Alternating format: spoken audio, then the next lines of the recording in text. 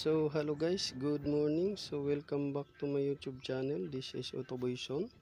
So ngayon guys, magpapalit tayo ng temperature sending unit or temperature sensor ng DE64 DE63T.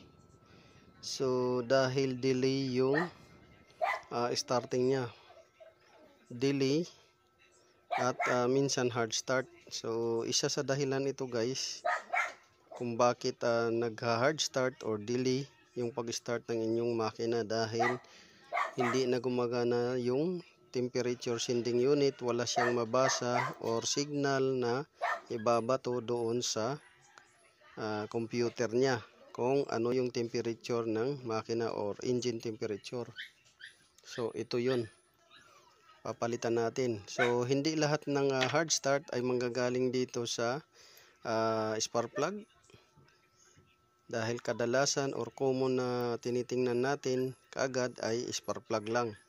So mayroong hard start na hindi sa spark plug yung problema.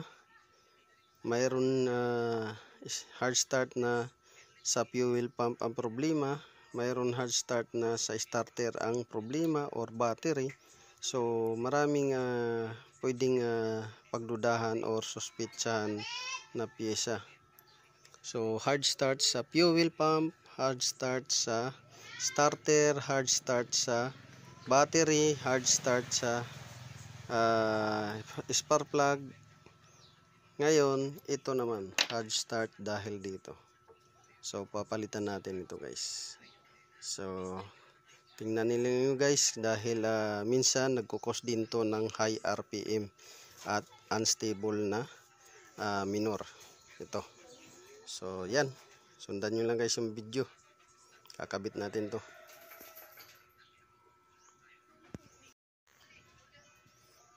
So ito guys, natanggal na natin.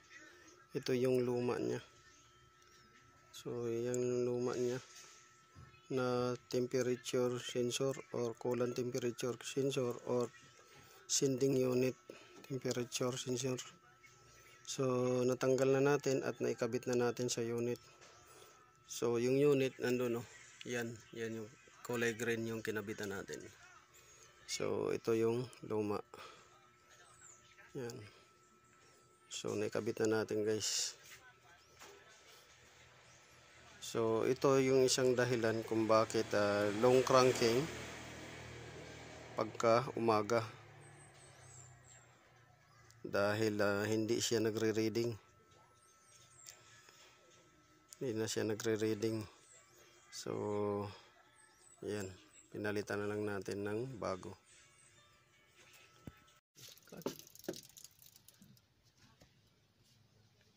So ngayon guys, may isi-share ako sa inyo tungkol dito sa DE63T.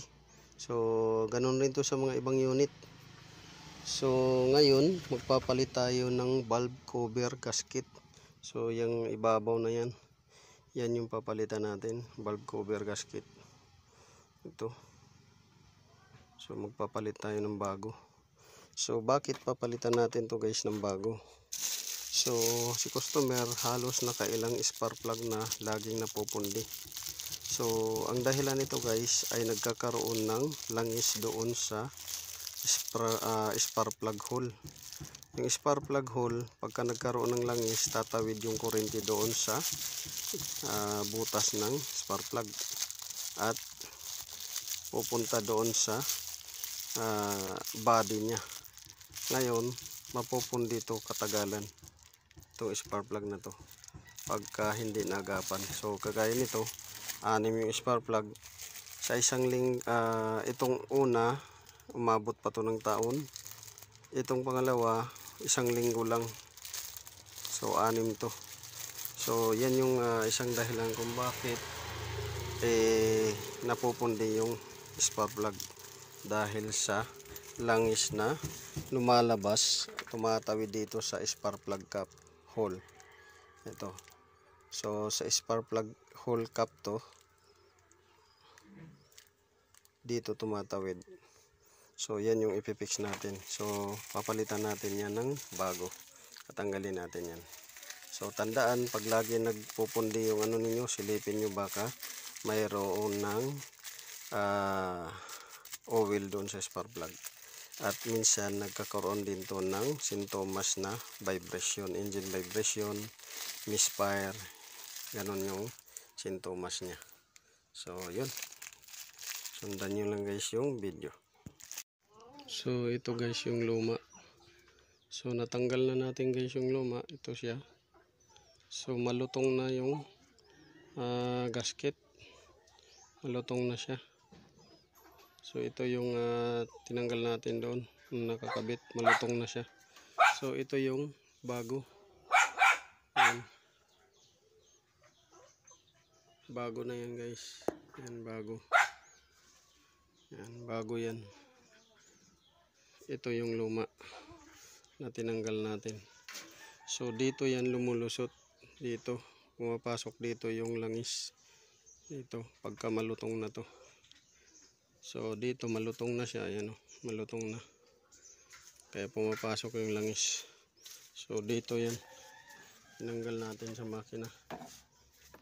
Ito, ayan. Ayan, dyan yan nakakabit. So isang dahilan yan kung bakit ay lagi kayo napupundihan ng spark plug, dahil nababasa. So pag malutong na yung gasket dito, dyan papasok sa loob ng spark plug. So that's the time na mapupundi yung spark plug nyo. So ikakabit ko na ito guys. So sana nakakuha kayo ng konting kalaman dito. This is Autoboyson. So located yung garage natin dito sa Barangay Tigabong, Cantilan, Surigao del Sur. Wait lang. I-unfriend ko pa yung ano ko kaya hindi kasya sa connection ko.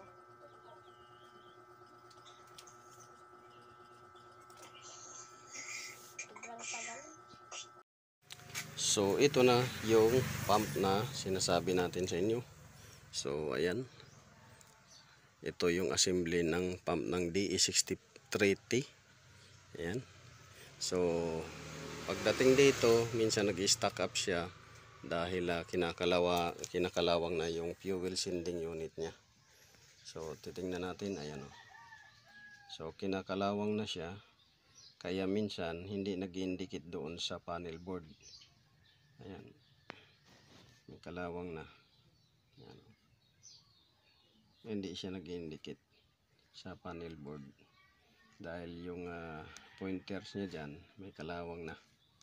So isang problema yan, minsan hindi sakto yung binibigay na reading sa panel board. So yung fuel filter naman niya ay malinis. So ito yung relief valve guys. Ito yung relief valve. Kung tawagin to sa common rail ay pressure relief valve. Yan.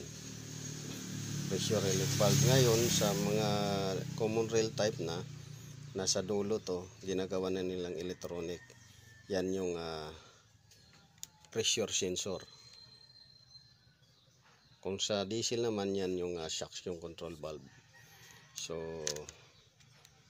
wala naman siyang abnormalities dito maliban dito sa, kung napapansin nyo, yan o, nagbabasa. So tumatagos na dyan yung ano ng fuel, kaya nagkakaroon ng problema. So original niya to, kaso nagkakaroon na ng problema.